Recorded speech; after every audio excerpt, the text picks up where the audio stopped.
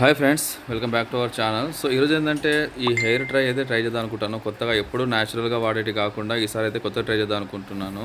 అందుకనే తీసుకొచ్చాను కొత్తగా.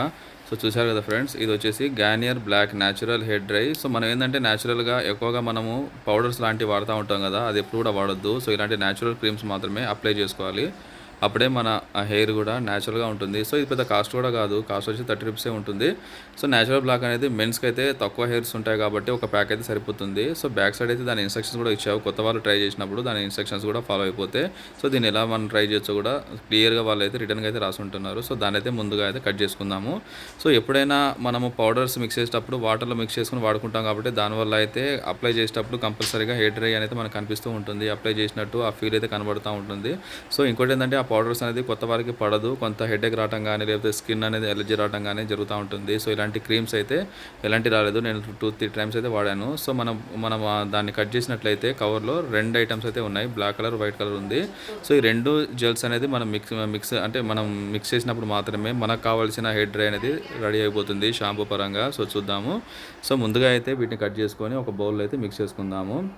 సో చూడండి ఫ్రెండ్స్, ఒక బౌల్ అయితే తీసుకోండి. సో ముందుగా అయితే ఈ 2 విడివిడిగా కట్ చేసుకోండి. సో దాన్ని విడిగా మనం ఎక్కడ కట్ చేయాలో దాని ఇండికేటర్ కూడా అక్కడ ప్రింట్ అయి ఉంటుంది. సో అక్కడైతే మనం కట్ చేసుకున్నట్లయితే సో ఇది వైట్ కలర్లో ఉండేది ఏంటంటే కంప్లీట్గా మనకు మిల్క్ కలర్లో అంటే కంప్లీట్ వైట్ కలర్లో ఉంటుంది.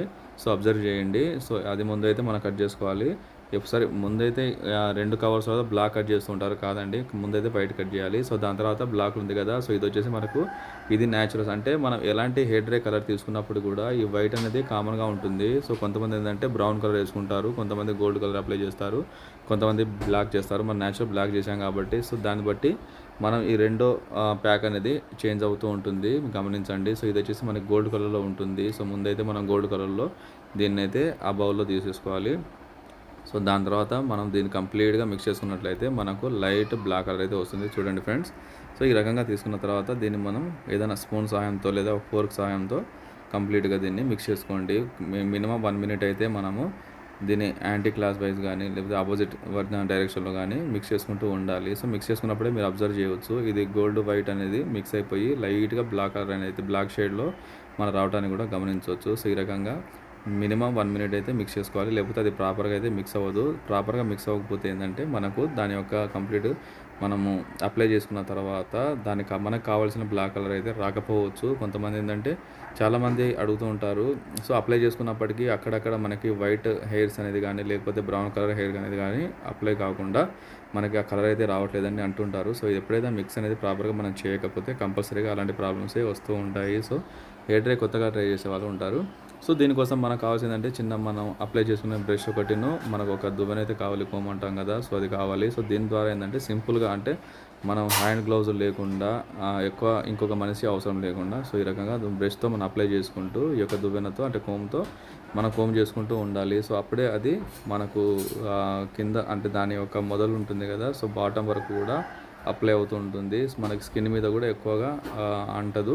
సో చాలామంది ఏంటంటే పిచ్చి పిచ్చిగా అప్లై చేయడం వల్ల ఏంటంటే వాళ్ళు బ్లాక్ అనేది స్కల్ మీద కూడా అప్లై అవుతూ ఉంటుంది కాబట్టి దానివల్ల బ్లాక్ కలరు అలాగే ఆ మార్క్స్ అయితే ఉండిపోతూ ఉంటాయి. సో అది రిమూవ్ అవ్వడానికి మినిమం 1-2 డేస్ అయితే పడుతూ ఉంటుంది. సో ఇది అలా కాదు, ఇది కంపల్సరీగా ఏంటంటే మనం బ్రష్తో అప్లై చేసుకుంటూ కోమ్తో చేస్తూ ఉంటాం కాబట్టి సో మనకి స్కిన్ మీద కూడా ఎక్కువగా అంటే ఛాన్స్ అయితే లేదు. సో ఇది ప్రాపర్గా అయితే మనకు ఎక్కడైతే కావాలో హెయిర్కి అయితే అంటుతూ ఉంటుంది.